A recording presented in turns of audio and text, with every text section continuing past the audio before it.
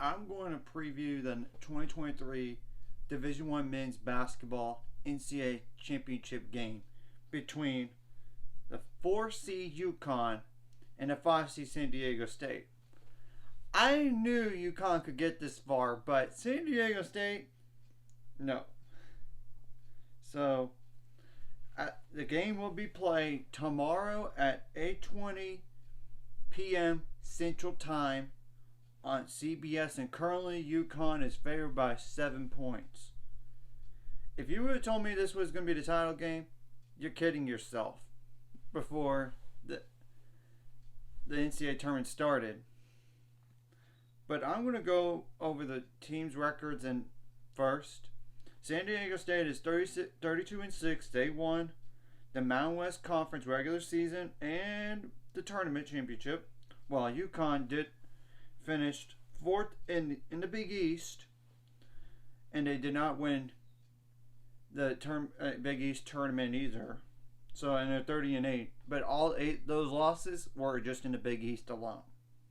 So, now I'm going to go over San Diego State first, and I'm going to go over their starters. Then I'll go over the bench players, and they had a thrilling win yesterday against a good FAU team at the buzzer.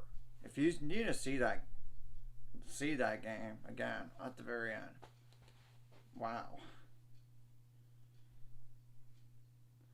Okay, the first player to keep an eye on is Keshad Johnson. 7.5 points per game, 5 rebounds per game, 1.4 fouls per game, 0.9 turnovers per game, 10 for 41 on threes, which is 24.4%. You don't have to worry about him. Shooter 63.4% from the free throw line. Next player to keep an eye on for San Diego State is Darion Trammell.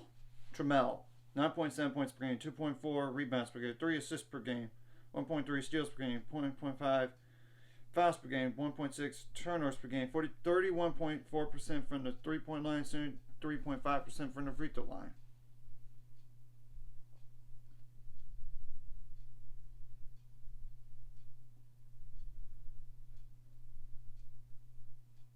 Okay, the next player is Nathan Mensah.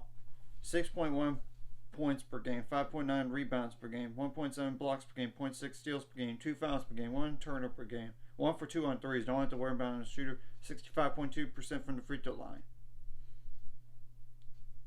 Of course, the best player I'm leaving for last in terms of double-digit scores, it's Matt Bradley. 12.7 points per game, 3.8 rebounds per game, 2.1 assists per game, 0.7 steals per game, 1.5 fouls per game, 1.4 turnovers per game, 36.5% from the free throw line, and 80% from the free throw line. Now, in terms of bench players for San Diego State, the first one to keep an eye on, or in no particular order, is Agut Arop. 4.6 points per game, 2.8 rebounds per game, 0.6 steals per game, 1.9 turnovers per game, 0.6 blocks per game, 0.6 steals per game, 67.7% from the free throw line, aka on 30 attempts, 20 for 30 overall, 1 for 4 on threes. Okay, the next player is Jaden Ledee. 7.9 points per game, 5.3 rebounds per game, 0 for 9 on threes, 73.2% from the free throw line on 123 attempts, 1.9 fouls per game, 1 turnover per game. Next player is Micah Parrish. 7.6 points per game, 3.6 rebounds per game, 0.7 steals per game, 2 fouls per game, 1.1 turnovers per game, 36.3% from the 3-point line, 76.4% from the free throw line. And the last player that played a lot of minutes yesterday, which I'm going to double check after this, is Adam Seiko.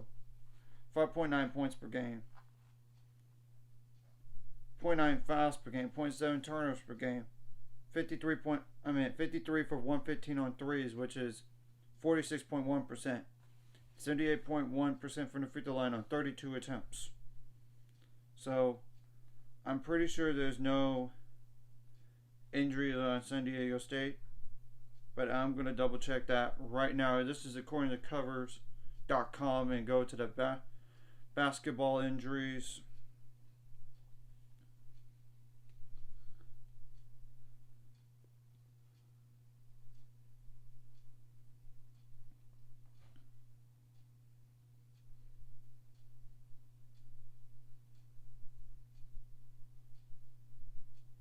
Connecticut has no injuries, by the way, for sure. So it's a matter of San Diego State at this point, which I'm getting there.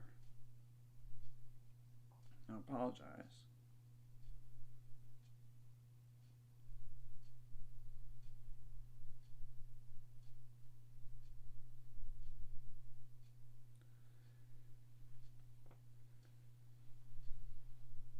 Nope, no injuries. Figures. I knew that was a possibility. So now I'm going to double check if there's anybody else I need to mention for San Diego State real fast, and it won't take that long. Then I'll go over UConn starters and players to keep an eye on,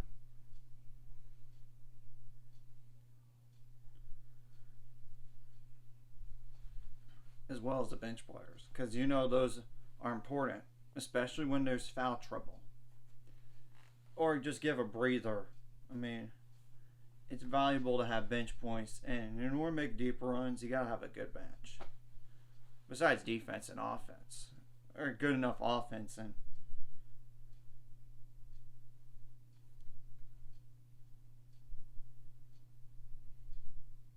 yep, that's all on San Diego State that you need to worry about. Now I'm going to go over UConn right now.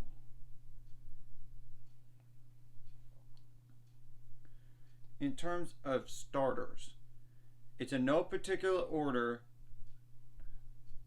at all that I'm going to go over these players for UConn. And they had a 13-point win over Miami, Florida, 5 seed.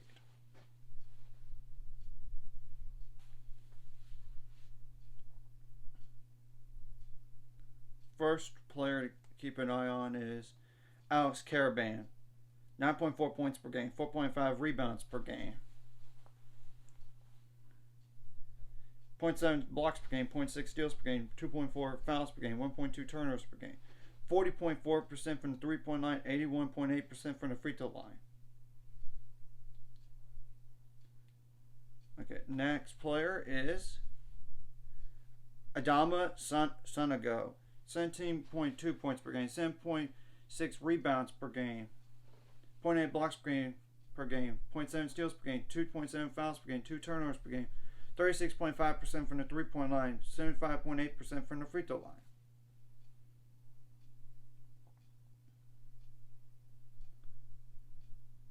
Jordan Hawkins. 16.2 points per game, 3.8 rebounds per game, 0.7 steals per game, 2.2 fouls per game, 1.4 turnovers per game. 88.3% from the free throw line, 38.6% from the 3-point line.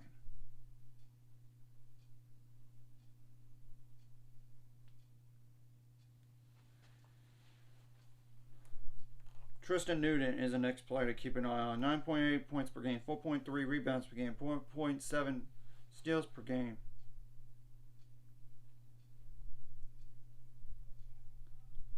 2.3 turnovers per game, 2.1 fouls per game, 1.1 steals per game, 36.7% from the 3-point line, 80.6% from the free throw line.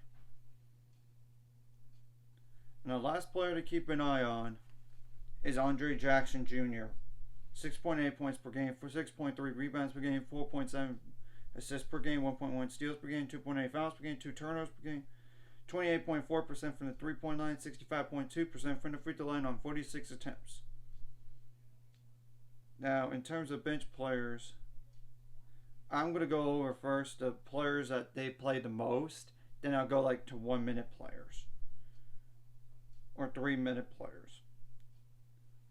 First, I'm going to go over Naheem Aline, Alleyyne,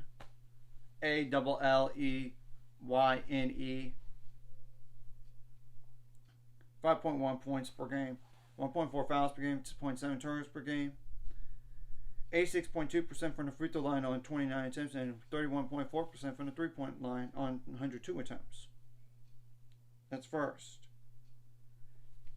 Now, second player to keep an eye on is Joey Calcaterra, 5.8 points per game, 1 foul per game, 0.8 turnovers per game, 0.6 steals per game, 88.5% from the free throw line on 26 attempts, and 44% from the 3-point line on 109 attempts.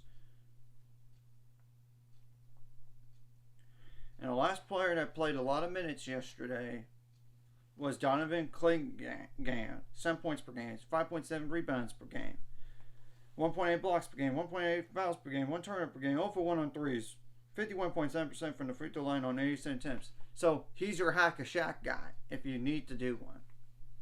This is the guy to do it. Of course, I'm going to go over the other guys that they played sparingly yesterday. Hassan Jara, 2.2 points per game, 1.3 fouls per game, 0.8 steals per game, 1.1 turnovers per game, 18.9% on the 3-point line, but that's on 37 attempts, and 51.4% from the free throw line on 37 attempts, and 0.8 steals per game. That's all you need to know. Granted, one of them was like coach's son, Andrew Hurley, but that's 0.1 points per game. That's all you need to know. And 0 for 3 on threes. That's all you need. I'd highly doubt he's going to play.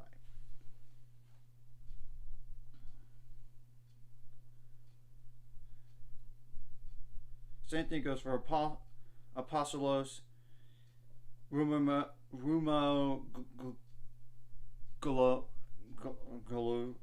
I apologize. I butchered that last name.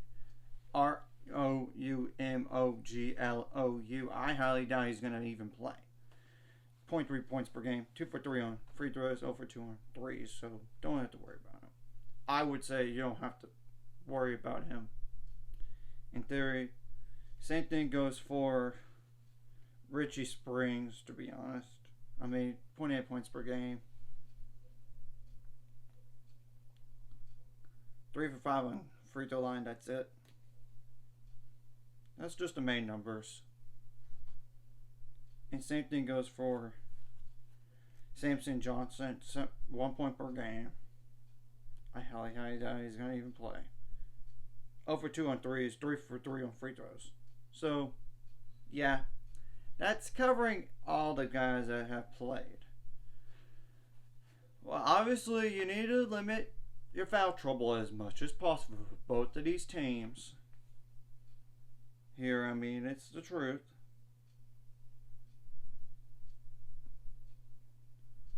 So yeah, that's everybody that you need to know. And I even included players that played very few minutes, so yeah. I would also say you gotta limit their best players as much as possible. You gotta limit the 3-point shooting, contain the shooters, contain the slashers. You gotta rebound the ball because it's important to limit those second chance points while getting those second chance points. Of course, it's kind of like one of the keys. You got to get some second chance points, fast break points, points out turnovers, transition. Of course, points in the paint. Obviously, you want to limit all that as much as possible. You got to take care of the ball, which on defense you want to force turnovers so you can get out and run, and all that to get the other team ramped up. Like, oh no, we're gonna turn the ball over. Of course, you got to make the other team uncomfortable. You got to make adjustments on the fly on both ends of the floor here. And this is a San Diego State's really good defensively, and UConn is too. But they're the better offensive team. But I will say San Diego State does know how to win games here. There's a reason why they have gone down to the championship up to this point. There's a reason. Their defense is partially the reason, but another reason is they hit the game-winning shot, like I said, against Florida Atlantic, too. You got to have players make clutch plays. You gotta have crisp passing, of course, and you gotta out hustle the other team. You got to. You gotta come out with energy, and even despite your wins yesterday against your respective opponents, you cannot have a letdown, especially San Diego State, because let's face it, if it wasn't for that shot, they would not be in a title game right now. You can't be too high, you can't be too low. You can't look at the other jersey and say, we're automatically going to lose. No, you don't. Because there's a reason why the game's played. So, that's all, most of the keys right there to keep an eye on. I mean, for both teams, what they need to do in particular. I mean, but if I have to predict this game, which I'm going to go ahead and predict this, I think UConn wins their 5th national title since 1999. They have proven to me that they know how to win by double digits in every single game. Though it does concern me that they have not been tested. Like, been in a lot of close games up to this point. I mean, in the NCAA tournament. And there's a reason why most of the national championship teams, with the exception of Kansas, in the last 5 years or so, have not won their conference tournament, but yet they won the NCAA tournament. I mean, there's a reason.